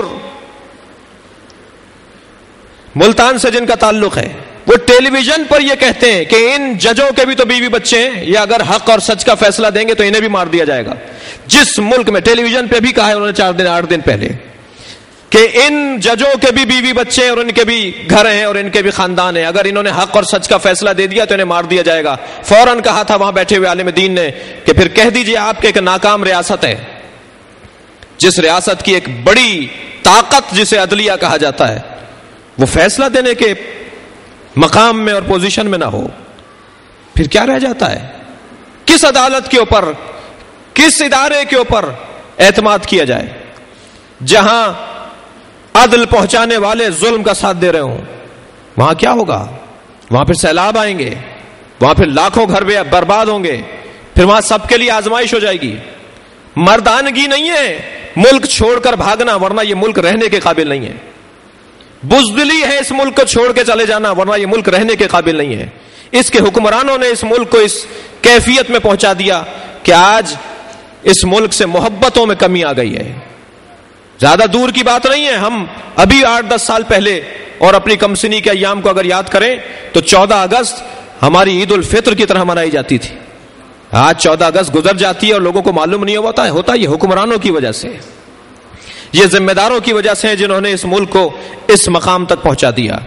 عزیزان گرامی, ظلم اس شہر میں, اس ملک میں روز بروز بڑھتا جا رہا ہے, اور اسی ظلم کا نتیجہ یہ شہادتیں ہیں. لیکن ظلم کا ایک اثر وضعی ہے, ظلم رنگ دکھاتا ہے, ظلم معاشرے کو مضطرب کر دیتا ہے. ایک جانب تو شکلی ہے اور ایک جانب شکل نظیم لوگوں کی ہے کہ جو اپنی جان پر کھیل کر, 2 طرح کے شہید ہیں. ایک شہید وہ ہے کہ جو حادثتاً مارا جاتا ہے, ایک شہید وہ ہے جو منصوبتاً مارا جاتا ہے. یہ منصوبتاً جانے والے لوگ ہیں, انہیں دھمکیاں بھی مل رہی ہیں, انہیں معلوم ہے ہمیں مارنا ہے, مرنا ہے, ہم جو کام کر رہے ہیں اس کا نتیجہ موت ہے, اور اس کے باوجود اپنی زندگیوں کو وہ جاری رکھیں اسی انداز سے. یہ شہید آگاہ ہے, یہ جان بوجھ کر شہادت کے میدان میں کودنے والا ہے. کیوں؟ اس لیے کہ اس کا ایک ہدف ہے, اس کا ایک مقصد ہے. اور عزیزان گرامی, اس درجے پر فائز ہونے والا شہید, جیسا کہ ابھی آپ نے مولانا کے زبان سے جاری اور نقل ہونے والی احادیث کو سنا کہ معصوم پسند کرتے ہیں ایسے انسان کو کہ جو اپنے آپ کو قربان کرنے کے لیے تیار ہے. سب سے بڑا اور عظیم پیغام اس شہید کا ہمارے لیے یہ ہے کہ معاشرے کو مردنی سے بچاؤ, مر جاؤ تاکہ زندہ رہو, ختم کر دو اپنے آپ کو تاکہ حیات پھیلنے لگے, اپنے آپ کو قربان کر دو تاکہ زندگیاں بٹنے لگیں. عزیزان گرامی, جہاں اس ملک میں ظلم کے نتیجے نکل رہے ہیں اور نکلیں گے, وہاں ان شہیدوں کی وجہ سے پوری دنیا میں تشیع کی عزت بڑھی ہے, وہاں پوری دنیا میں تشیع کا تعارف بڑھا ہے. آج ہم اگر 20-25% بھی کسی کی دانش میں ہوں تو ان شہیدوں کی وجہ سے ہم 100% پہ غالب دکھائی دیتے ہیں. بات ہوتی ہے, مسئلہ بنتا ہے ملت اسلامیہ کو, تو وہ لبنان کی طرف دیکھا جاتا ہے یا ایران کی طرف دیکھا جاتا ہے. وہ کون ہے سوائے شہید پرور معاشرے کے؟ وہ کون ہے جنہوں نے اپنی قوم کے جوانوں کو اپنے اعلیٰ مقاصد کی خاطر قربان کر دیا؟ پاکستان کے مومنین یقیناً ان قربانیوں کی وجہ سے جو درجہ رکھتے ہیں, جو مقام رکھتے ہیں, وہ اللہ کے ہاں محفوظ ہے. ان شہیدوں کی زندگیوں کا ایک پیغام یہ بھی ہے کہ ہم حسینی کردار ادا کر گئے, تم زینبی کردار ادا کرو. ہمارے بعد جینے کا مقصد زینب کی فکر کو عام کرنا ہے. یہ جملہ جو شہید ڈاکٹر حیدر نے آخری لمحات میں اپنی زبان پہ جاری رکھا, دشمنان آل محمد کا تعاقب جاری رکھنا. عزیزان گرامی, جو ہوشیار ہوتا ہے وہ کبھی نقصان نہیں اٹھاتا. تعاقب سے مراد قتل کرنا ہی نہیں ہے کہ دشمنان آل محمد کو چن چن کے مارتے چلے جاؤ. تعاقب سے مراد صرف یہی نہیں ہے, بلکہ اس جملے کا ایک مطلب یہ ہے کہ دشمنان آل محمد کی سازشوں سے ہوشیار رہنا, ان کی حرکتوں سے ہوشیار رہنا, ان کے منصوبوں سے ہوشیار رہنا. شہید ڈاکٹر حیدر نے جس مجاہدانہ انداز سے اپنی جان کی قربانی اللہ کی راہ میں پیش کی, وہ تادیر یاد رہے گی. اللہ شہید کے درجات کو بلند فرمائے. مزید ایک سورہ فاتحہ ڈاکٹر شہید حیدر رضوان اللہ تعالی علیہ کے سال ثواب کے لیے تلاوت فرمائے. بسم اللہ الرحمن الرحیم. الحمدللہ رب العالمین الرحمن الرحیم مالک یوم الدین ایاک نعبد و ایاک نستعین اهدنا الصراط المستقیم صراط الذین انعمت علیہم غیر المغضوب علیہم ولا الضالین. بسم اللہ الرحمن الرحیم. ربنا آتنا فی الدنیا حسنة وفی الآخرة حسنة وقنا عذاب النار. اللهم صل علی محمد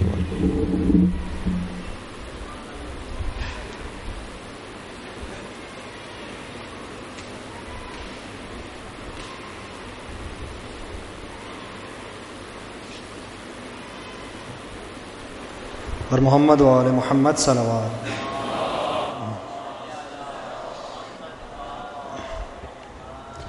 جزاک اللہ.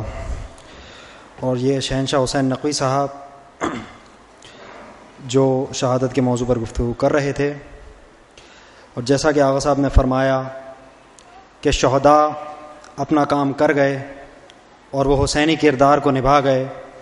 اب ہم لوگوں پر فرض ہے کہ ہم اس زینبی کردار کو اپنے اوپر واجب سمجھیں اور اس کو بخوبی انجام دیں. ان شہداء کا بھی ذکر ہے کہ جو گمنام رہے, اور ان شہداء کا بھی ذکر ہے کہ جو آپ کے سامنے آیا ہیں, جن کے چہرے, اور کئی شہداء جنہوں نے اپنے خون سے اس کربلائے کراچی میں اپنے لہو سے تاریخ رقم کی, اور یہ شہادتوں کا کارواں اب بھی جاری ہے. شہادتیں دراصل ہمارے لیے افتخار کا باعث ہیں, اور ہمیں خوف و نا امیدی میں مبتلا نہیں ہونا چاہیے. اور جو چیز ہمیں پستی کی طرف لے جائے وہ اتحاد اور اتحاد کی کمی ہے اور انتشار کا ہونا ہے. اگر آج بھی ہم خوف اور تردد اور انتشار کو ختم کر کر ایک آواز اور ایک جان ہو جائیں تو دہشت گردی کی یہ بھونڈی کوششیں ہمیں منتشر نہیں کر سکتی۔ کسی شاعر نے کہا ہے، کیا آن ہماری تھی کیا آج کھڑے ہیں، کیا آن ہماری تھی کہاں آج کھڑے ہیں، یکجان جو ہو جائیں تو ہم اب بھی بڑے ہیں، تاریخ انہیں چھوٹ نہیں دیتی ہے ہرگز، وہ لوگ جو خود اپنے ہی لوگوں سے لڑے ہیں۔ اور اب میں گزارش کروں گا ملت کو شعور اور آگہی کا پیغام دینے والے کئی کلاموں کے خالق اور پر اثر کراموں کے خالق پروفیسر سبط جعفر زیدی صاحب سے کہ وہ تشریف لائیں اور کلام پیش کریں۔ بر محمد و آل محمد صلوات۔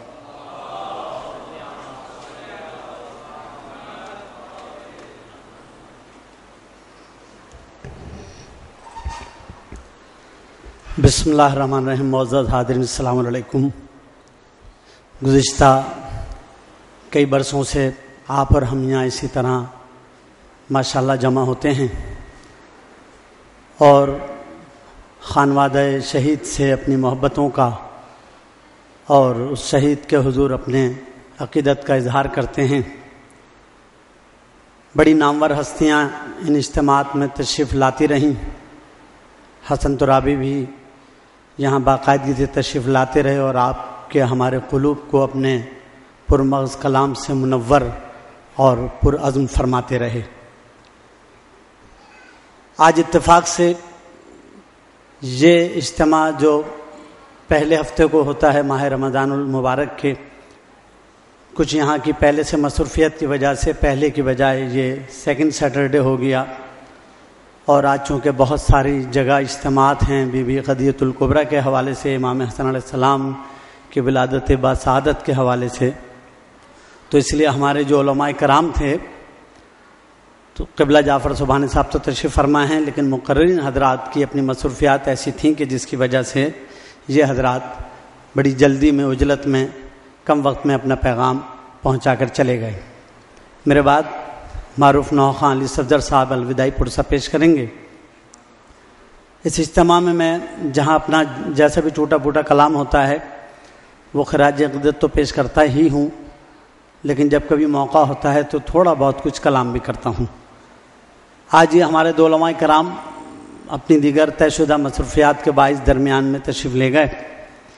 ایک دو باتیں ہیں، یہ اگر ان حضرات کے پاس مہلت ہوتی تو یقیناً یہ اس پہ اظہار خیال فرماتے اور کنایتاً اشارتاً مختصراً مولانا قبلہ شہنشاہ حسین نقوی صاحب نے اس طرف متوجہ فرمایا۔ میں بھی ایک دو باتیں اسی سلسلے کو آگے بڑھاتے ہوئے عرض کروں گا۔ پہلی بات تو یہ ہے کہ ہمارا اسلام اور ہمارے مخالفین کے اسلام میں یہ فرق ہے کہ ہمارا بندہ مومن و مسلم اپنے غیر مسلک دوست کی والدہ کی تعزیت کے لیے جنازے کو کندھا دینے جاتا ہے، اور اس کے ہم خیال لوگ اس نہت تنہا ایک فرشتہ صفت آدمی کو، اپنے مہمان کو مسجد میں بے دردی سے قتل کر دیتے ہیں، اور سینکڑوں افراد میں سے کوئی انہیں روکنے یا پکڑنے والا تو کیا ہوتا، کوئی گواہی دینے والا بھی موجود نہیں ہے۔ یہ ہمارے اور ہمارے اغیار کے اسلام اور ایمان کا واضح فرق ہے جو 1400 سال سے چلا آ رہا ہے۔ دوسری بات یہ کہ جب بے گناہ لوگوں کو، سادات کو، محبان اہل بیت کو ان کے گھروں سے بے گھر کیا جائے، اجاڑا جائے، اور اس کے اوپر ساری بستی، سارے لوگ خاموش تماشائی بنے رہیں، تو پھر اس جگہ تو سیلاب آتے ہی ہیں، چاہے وہ آ رہے ہوں یا لائے جا رہے ہوں۔ بہرحال وہ مومنین بھی جو وہاں رہائش پذیر تھے ان علاقوں میں، وہ علاقے کیا پورا پاکستان اس سے متاثر ہے، ہماری سب کی ہمدردیاں ان کے ساتھ ہیں۔ ہم بلا تفریق مذہب و رنگ و نسل و مسلک ان کی امدادی کارروائیوں میں بھی مصروف ہیں، اور ہونا چاہیے، وہ ایک الگ موضوع ہے، اور آپ ہم سب شریک حال ہی نہیں بلکہ خود بھی جو ہیں وہ مبتلا ہیں، ابتلا میں شامل اور شریک اور متاثرین میں شامل ہیں۔ لیکن یہ لمحہ فکریہ ضرور ہے کہ ان علاقوں سے جہاں ہنستے بستے اپنے بھرے گھر چھوڑ کر لوگ راتوں رات نکلنے پہ مجبور ہوئے تو انہیں راستوں میں سے بسوں سے اتار کر انہیں بے دردی سے ذبح کیا گیا اور بقایا لوگ خاموش تماشائی بنے رہے. تو آج وہ سارے لوگ جو ہیں اپنے ہی گھر میں رہتے ہوئے دربدر ہیں. ہم تو پہلے ہی وہاں مظلوم و بے گھر تھے، لیکن وہ دشمن بھی اور وہ خاموش تماشائی بھی آج پریشان ہیں اور نہیں معلوم کہ پریشانیوں کے سلسلہ کہاں تک دراز ہوگا. ہو سکتا ہے کہ حقیقت کے برعکس ہو میری یہ بات، لیکن یہ مفروضہ کہہ لیں یا افسانہ، خدشہ کہہ لیں یا الزام یا شک و شبہ، یہ بہرحال عوام کے اذہان میں موجود ہے کہ یہ سیلاب آیا ہے یا لایا گیا ہے، فطری ہے یا وضعی ہے یا غیر فطری ہے، اتفاقیہ ہے یا مسلط کیا گیا ہے. ظاہر ہے کہ میں اس کا فیصلہ دینے کی پوزیشن میں نہیں ہوں، بلکہ شاید حتمی طور پر اس مرحلے پہ کوئی بھی اس کا حتمی فیصلہ دینے کی پوزیشن میں نہیں ہے. لیکن ایک بات ضرور ہے، جو ہمارے اس مملکت کے اس خطے کے معروضی حالات تھے، ہمارا آپ کا ملک خوشحالی کی طرف جا رہا تھا. بین الاقوامی طور پہ اس بات کا احساس اور ادراک اور اظہار کیا گیا کہ گلگت بلتستان اور شمالی علاقہ جات میں معدنی ذخائر، سونے اور زمرد و دیگر جواہرات کے ذخائر موجود ہیں، اور امریکہ نے آغا خان کے توسط سے وہ جگہ خریدی. ایک طرف بدامنی پھیلائی گئی اور برطانیہ اور امریکہ اور اس کے اتحادی افواج جو پہلے عراق سے پسپا ہو رہے تھے اور افغانستان اور ہمارے شمالی علاقوں میں جو ان کے اپنی گماشتوں کے ہاتھوں انہیں تھوڑی سی مشکلات کا سامنا ہو رہا تھا، تو جاتے جاتے انہوں نے یہ کیا کہ ہمارے گلگت بلتستان میں اچھے خاصے سیٹلڈ لوگوں کو وہاں سے مصنوعی جھیل بنائی اور اس کو ایک مصیبت زدہ علاقہ اور اس طرح کیا کہ وہ وہاں سے چھوڑنے پہ مجبور ہوں یا کم از کم بے یقینی اور بے چینی اور عدم استحکام کی کیفیت سے دوچار ہوں. وہ عالمی طاقتیں جو ہر طرف سے ناکام، مایوس و کنگال اور محتاج ہو رہی ہیں، ان کی نظریں ہمارے ان شمالی علاقہ جات کی قدرتی معدنیات اور دولت پر ہیں. تھر میں جو ہمارے یہاں کوئلے کا بہت بڑا دنیا کا عظیم الشان ذخیرہ موجود ہے، اس پر بھی ان کی نگاہیں ہیں. ہماری گوادر کی بہترین بندرگاہ جو قدرتی طور پر اس طرح کی ہے کہ وسطی ایشیا اور اس کے علاوہ آس پاس کی ریاستوں اور علاقوں کے لیے ایک بہترین گزرگاہ اور جہاز رانی کے لیے اور ایک ترسیل ساز و سامان کے لیے ایک بہترین قدرتی تیار ہماری وہ بندرگاہ تھی. اور یہ امکان تھا کہ چائنا، ایران اور پاکستان کا یہ اتحاد اس علاقے کے لیے خود ارادیت، آزادی اور خود انحصاریت لائے گی اور خوشحالی لائے گی. مگر یہ کہ اسرائیل، بھارت اور امریکہ کا یہ گٹھ جوڑ، یہ حالات اس طرح کیے گئے کہ اس نے ممکن ہے، میں نہیں کہہ رہا ہوں، نہ میں اس پوزیشن میں ہوں کوئی تکنیکی ماہر کی رائے دے سکوں کہ یہ آپ پہ ہم پہ سیلاب اس طرح مسلط کیا گیا اور جو اس کے ذمہ دار تھے وہی سب سے پہلے امداد لے کر جہاں کود پڑے اور آتے ہی انہوں نے تانا دیا کہ آپ کے دیرینہ دوست چین اور ایران کہاں ہیں. یہ ساری باتیں آپ کو ہمیں شک و شبہ میں مبتلا کرتی ہیں. یہاں اپنے گماشتوں کے ذریعے بدامنی، بے چینی پھیلانا، آپ کو ہمیں آپس میں دست و گریبان کرنا، اور پھر عدالتوں کی بھی جو کارکردگی اور جو صورتحال ہے وہ آپ کے ہمارے سامنے ہیں. یہ ساری باتیں آپ کے ہمارے لیے پھر لمحہ فکریاں ہیں، نہ صرف ملت میں بلکہ دیگر برادران اسلام اور محب وطن پاکستانیوں کو ضرور اس طرف توجہ دینی چاہیے. ایک کلام ہے مثلث اور اس کے چند بند میں نظر سماعت کروں گا. یقیناً میں ہر سال اس مناسبت سے کچھ نہ کچھ نیا کلام پیش کرنے کی کوشش کرتا ہوں. یہ انہی ایام میں، ایام اعزاز سے اب تک کا یہ کلام ہے، اس کے چند بند نظر سماعت کروں گا. نعرہ صلوات. اللہم صلی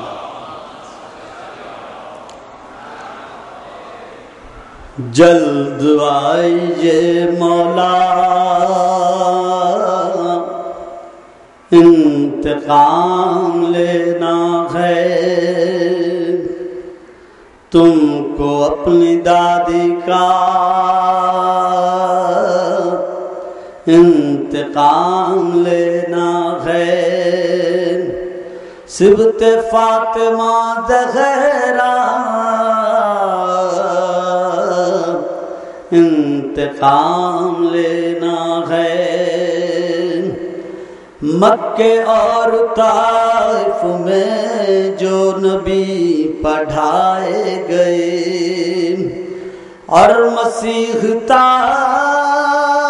آدم سارے انبیاء نے سہے، تم کو ان مظالم کا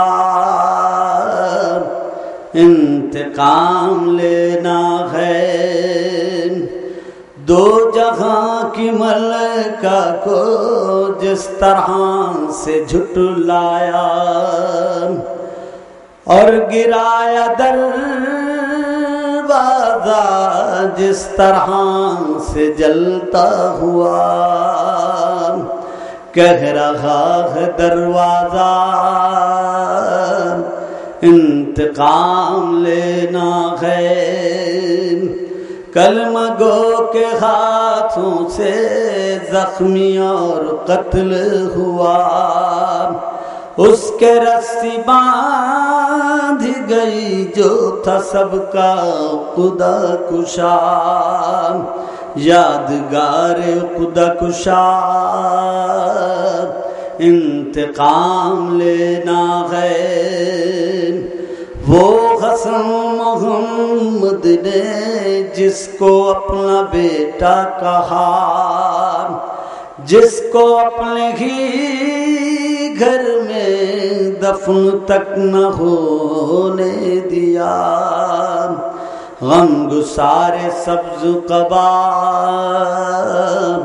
انتقام لینا ہے۔ بی بی فاطمہ کا گھر جس طرح اجاڑا گیا، کربلا کے جنگل میں جس طرح سے لوٹا گیا، شہ کے اس بھرے گھر کا انتقام لینا ہے۔ اپنے اس بھرے گھر کا انتقام لینا ہے۔ شہ کی آنکھ کے تارے دوپہر میں ڈوب گئے، عصر تک اٹھائے جو شہن لاش پیاروں کے، ہر شہید کا آقا انتقام لینا ہے۔ جس کو فوج آدھا نے بے جواد قتل کیا، 3 دن کے پیاسے کو مارا تیر سخ شعبہ، کہتا ہے وہ ششماہا انتقام لینا ہے۔ سب حساب باقی ہے از ثقیفت غیبت، بڑھ رہی ہے بے چینی جلد آئیے حضرت، صبر اب نہیں ہوتا انتقام لینا ہے۔ اپنا حشر جو بھی ہو مولا جلد آ جائیں، لفظشوں کی ہم اپنی خواہ کچھ سزا پائیں، اس کی کچھ نہیں پرواہ انتقام لینا ہے۔ مجلس و جلوس ادا سوز و مرثیات نوحہ، ایک ہی تو مقصد ہے سبت جعفر سب کا، یاد رکھیں اہل عذاب انتقام لینا ہے، انتقام لینا ہے، انتقام لینا ہے۔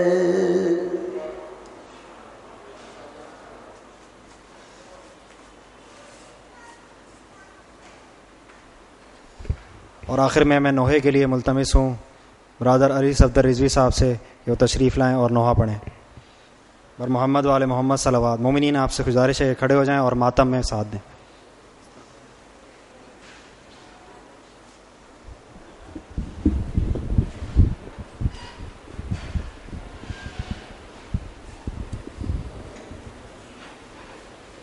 اینا مصطفیٰ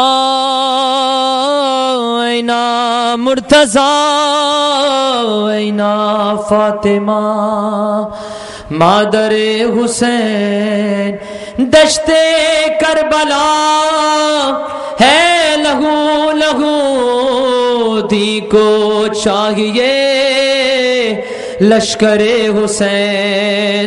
یا مصطفیٰ یا مرتضیٰ یا فاطمہ یا فاطمہ یا مصطفیٰ یا مرتضیٰ یا فاطمہ یا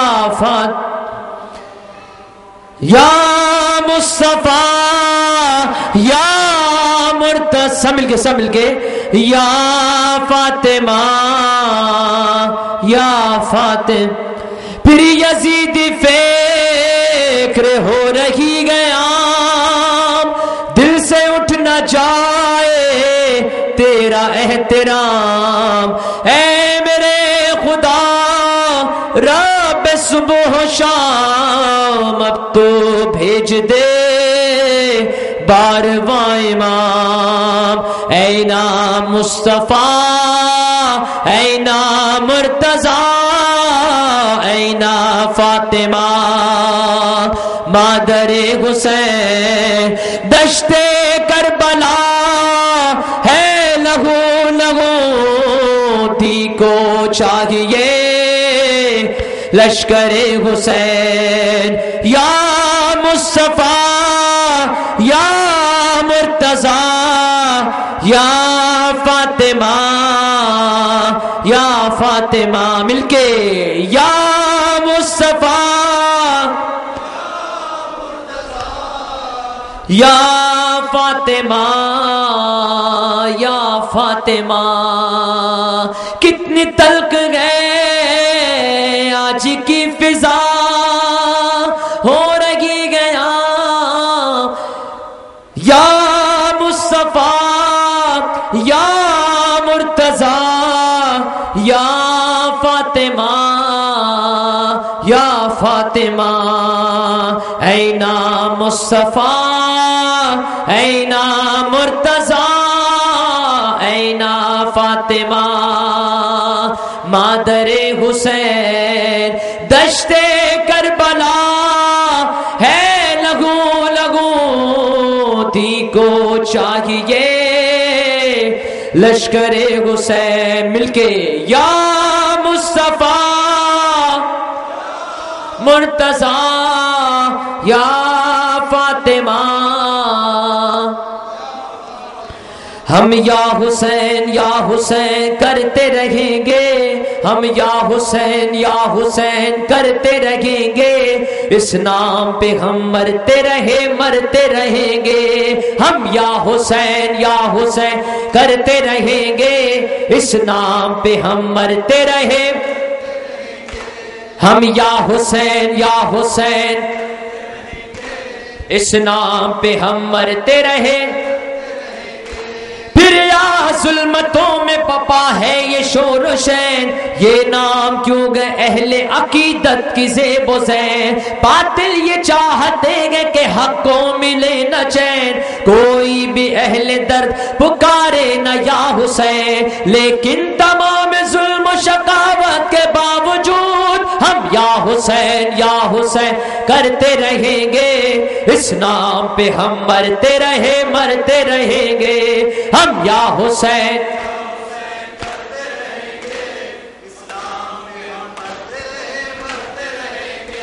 ہم یا حسین کرتے رہیں گے اس نام پہ ہم مرتے رہیں.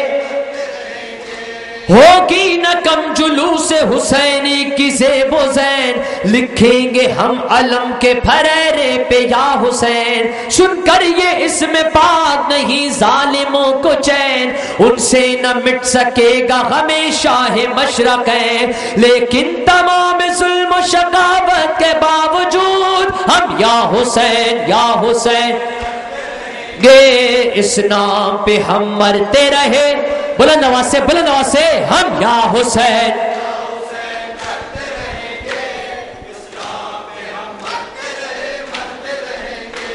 وہ عاشق حسین وہ اصحاب با وفا، ان کے دلوں میں صبر کی طاقت ہے یادگار، اے کربلا یہی ہے محمد کے جانثار، ان پر ہے ظلم اہل عداوت کا بے شمار، لیکن تمام ظلم و شقاوت کے باوجود ہم یا حسین کرتے رہیں گے، اس نام پہ ہم مرتے رہے، ہم یا حسین کرتے رہیں گے،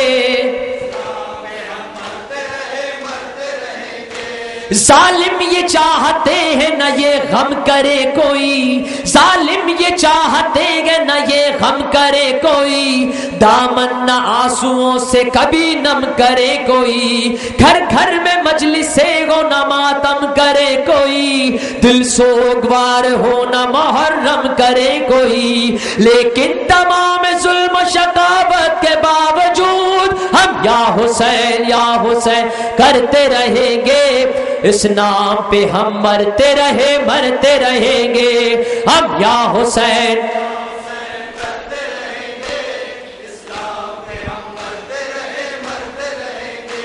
ہم کو ملی حسین سے یہ زندگی ہلال، لیکن یزیدیت بھی ہے آمادہ قتال، ایک یہ بھی کربلا ہے کہ جینا ہوا وبال، اس کربلا میں جان بھی جائے تو کیا ملال، لیکن تمام ظلم و شقاوت کے باوجود ہم یا حسین کرتے رہیں گے، اس نام پہ ہم مرتے رہیں گے، ہم یا حسین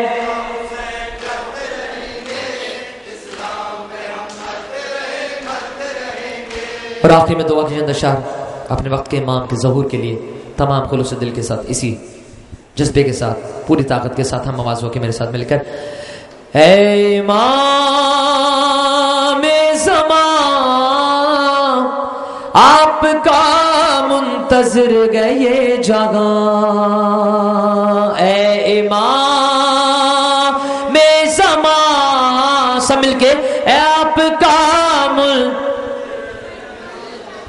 بس ایک بار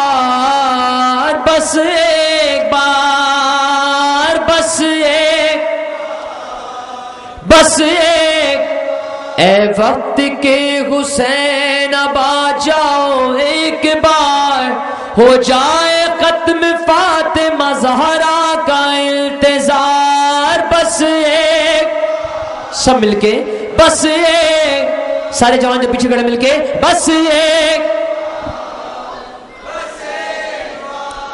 غیبت کا پردہ ان کے اٹھانے کے بعد بھی، علم و عمل سے خود کو سجانے کے بعد بھی، مولا کا ساتھ دینا ہے آنے کے بعد بھی، جانا نہیں چراغ بجھانے کے بعد بھی، ناصر ہے کون کون یہ ہونا ہے پھر شمار، ہو جائے ختم فاطمہ زہرا کا انتظار، بس ایک بار جزاک اللہ مل کے بس ایک بار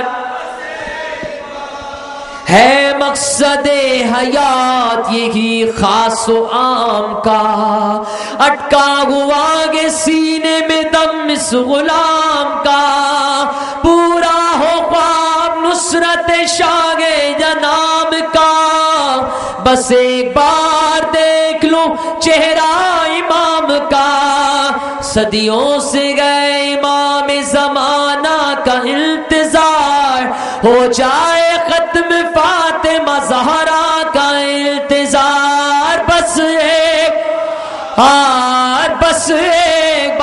سب مل کے ہم آوازوں کے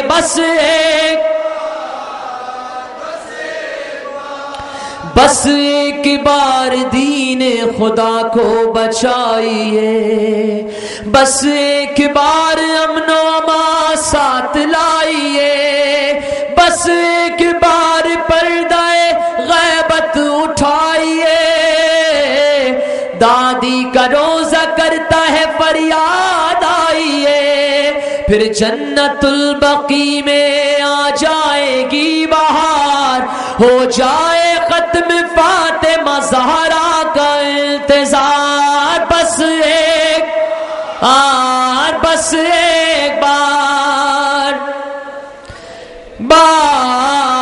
بس ایک بابا اب اپنے زخم کو دھوتی نہیں ہوں میں، نو کے مجا پہ اشک پروتی نہیں ہوں میں، دروں سے خوف آتا ہے روتی نہیں ہوں میں، راتوں کو نیند آتی ہے سوتی نہیں ہوں میں، زندان سے سکینہ کو لے جاؤ ایک بار، ہو جائے ختم فاطمہ زہرا کا انتظار، کہتے تھے شاہاش بہت دل اداس ہے، کوثر ہے میرے پاس فرات ان کے پاس ہے، پانی پلا دو بچے کو، بچے کی آس گئے، 6 ماہ